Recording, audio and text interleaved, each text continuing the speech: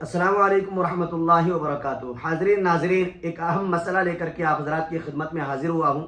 وہ یہ ہے کہ امت کے بہت سارے افراد کی طرف سے یہ سوالات اٹھ رہے ہیں، یہ اعتراض کیے جا رہے ہیں اور تنقیدی طور پر یہ جملے کسے جا رہے ہیں کہ منبر پر بیٹھ کر قربانی کی فضیلت بیان کرنے والے علماء، خطبہ، قربانی کے اجر و ثواب کے بارے میں لچھے دار تقریر کرنے والے علماء، وہ قربانی کیوں نہیں دے رہے ہیں؟ تو اگر آپ نظر عمیق سے دیکھیں گے، انصاف کی نظر سے اگر آپ دیکھیں گے تو آپ یہ بات کہنے پہ مجبور ہو جائیں گے اور سوچنے پہ مجبور ہو جائیں گے کہ آج علماء کے پاس اتنا ہے ہی نہیں جس سے ان کے اوپر قربانی واجب ہو۔ انہیں اتنی تنخواہ ملتی ہی نہیں۔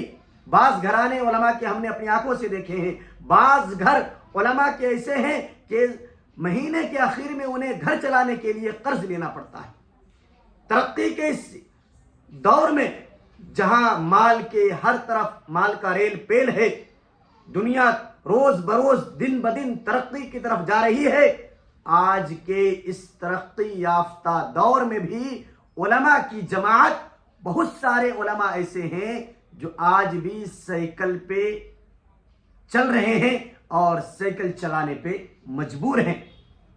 یہ امت کے لوگوں کی کرم فرمائی ہے، یہ امت کے لوگوں کی طرف سے نظر کرم ہے، جس کی وجہ سے آج علماء، خطبہ نہ قربانی دے سک رہے ہیں اور نہ صحیح ڈھنگ سے گھر چلا رہے ہیں، نہ ان کا صحیح طریقے کا گھر ہے، نہ وہ صحیح طریقے پر کھا سکتے ہیں، نہ خوشی کی زندگی گزار سکتے ہیں، ہمیشہ کشمکش کی زندگی وہ جی رہے ہیں۔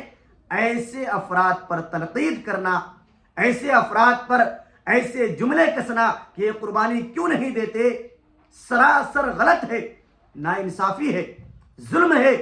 خدارا علماء پر بکنا بند کرو۔